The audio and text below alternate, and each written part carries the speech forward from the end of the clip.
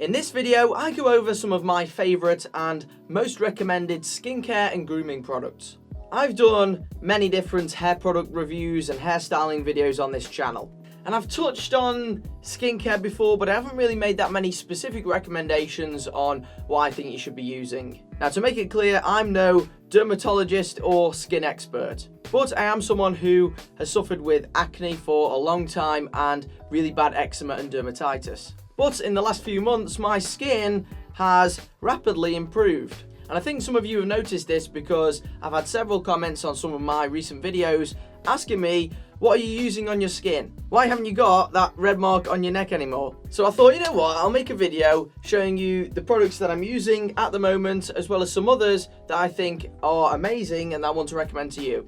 And no, this video doesn't contain Tiege Hanley. I've never even tried them because it costs quite a lot to get the products from the US to the UK.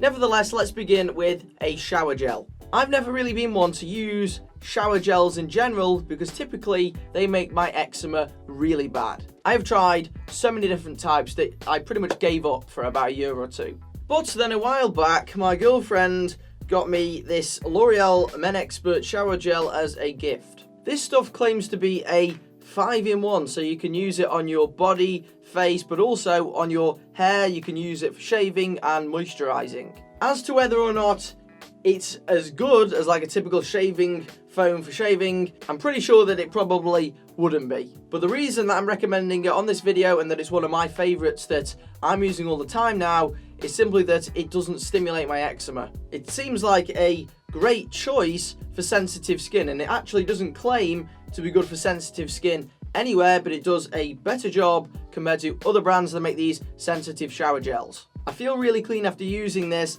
and I have actually been using it in the shower sometimes to shave my neck with the razor that I use. And it works fine, and I also think that that's one of the reasons why my neck isn't as red as it normally is. This stuff also, it smells really nice as well. Certainly want to try and pick up. You can get a huge bottle just like this one, which looks like a transformer.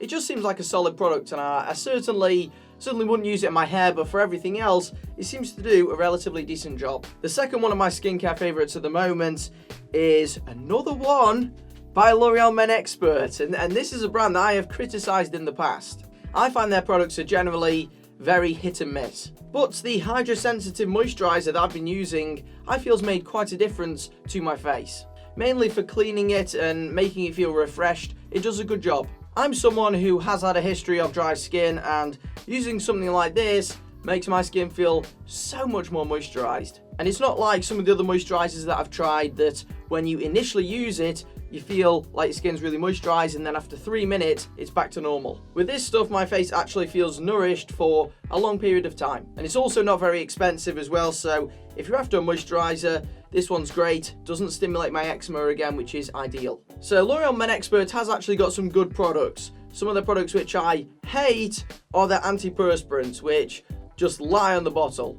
I've been trying dozens of different antiperspirants to try and find one that actually stops me from sweating. The L'Oreal Men Expert, they've got about 30 different ones in the range, and all the ones I've tried have been pointless. As soon as you spray your underarms with this, it's wet and then it just stays wet. You know, you might as well be sweating. So which antiperspirant would I recommend instead? Well, I've actually got two recommendations. It's a bit of a tie with this one. Out of all the ones that I've tried really, these are the two that were clearly the best, and I really couldn't separate them. And that is this pair. We've got the Sanex or Sanex, don't know how to pronounce it, the Stress Response Antiperspirant for men, and the Vaseline Active Dry for men. And what sort of surprised me is that both of these brands are actually normally skincare brands compared to some of the other ones that I've tried from brands like Shaw, which are supposed to be dedicated to antiperspirants. But these just work better for me, definitely. These are the only ones where you can do normal movement and not sweat. They're also both really cheap as well, so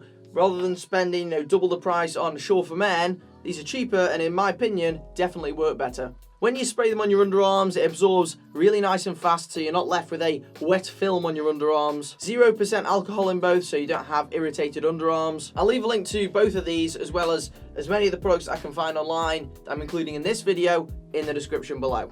The fourth of my favourite grooming products for men is a bit more of a grooming tool, and that is this Panasonic Wet and Dry Stubble Trimmer.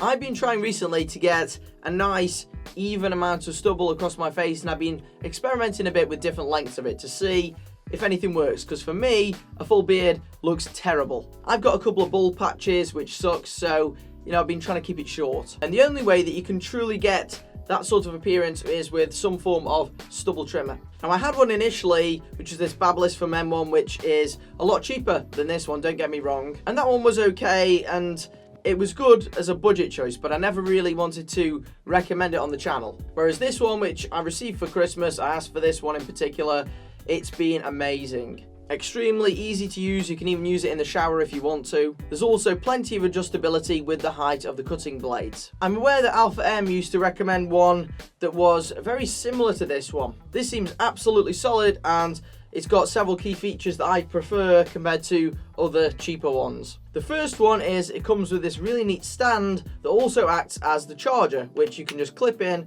to the trimmer and it holds it in place. Secondly, I like the fact that the cutting edge isn't right at the end. The guide extends slightly past the cutting blades, and I find this to be a better alternative to the traditional way that you find on lots of the cheaper end ones. Lots of them have an extendable head that raises up and down, but it sits in line with the edge of the trimmer.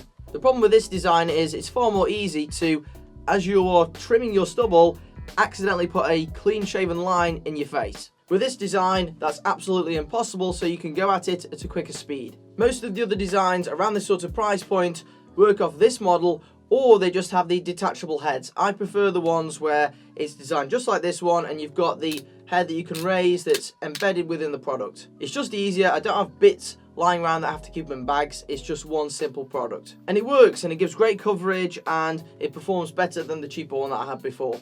And the final one of my skincare and grooming products that I'm using at the moment is still the Nioxin Shampoo. Now, I've changed from the System 1 to the System 2 to give it a try, and once again, I think it's one of the few products that actually is making a difference to my routine. My hair feels cleaner, and also I think that in some areas of my head, particularly around here, the hair is starting to look slightly thicker again. I did an in-depth look at caffeine shampoos on a video a while ago, and I compared them to the Nioxin as well at the end. That one's certainly worth a look at after you finish watching this one. But yeah, I like the approach that Nioxin take. Their products seem to actually do something, which is great. And I like the smell, and it's something that I want to carry on using. So yeah, that's my rundown on some of the best and some of my favourite skincare and grooming products at the moment. Loads of these have made a big difference to the way that I present myself, so I'd highly recommend them. Once more, if you want to grab yourselves one of these types of products, then I'll leave a link to all of them in the description below. If you found this video useful, hopefully it's going to save you some time buying rubbish products that don't work, then make sure you leave a like on the video. Let me know in the comment section below what's your favourite skincare or grooming product that you're using right now. And if you want to see similar videos just like this one and other content on how to style your hair and what to wear, make sure you press the subscribe button, and then also press the bell next to it as well, so that YouTube tells you every time I upload a new video. And I'll see you in the next one.